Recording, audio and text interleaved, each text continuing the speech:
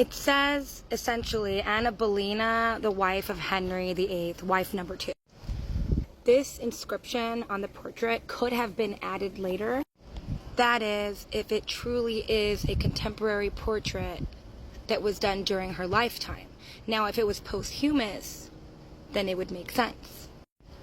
We see here the same inscription, Katharina, the wife of Henry VIII.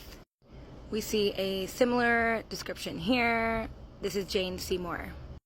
I have recently learned from one of my very favorite historians of all time, Dr. Owen Emerson, that this painting of Jane Seymour is actually held in San Francisco, and I happen to live here in the San Francisco Bay Area, so I will take you all on a trip to go see it. Now, I've stated that I was willing to die on this hill with my theory that the Howard portrait seen above me is the lost Lumley portrait and is a contemporary. And I do believe that these two paintings are one and the same. I believe that the Howard, which is above me, is the Lyndhurst, but the Lyndhurst has been overpainted.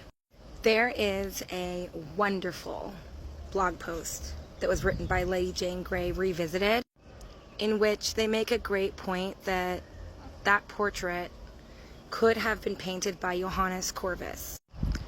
But as I've stated, I will die on this hill. I believe that that is a contemporary image of Anne Boleyn. And I believe the inscription was added later.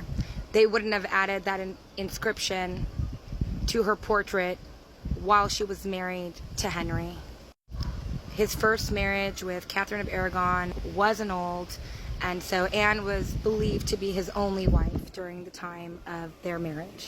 After her execution, all portraits were meant to be destroyed. I find it incredibly fascinating that Anne of Cleves saved one. We just don't know where it is because it was lost in 1790.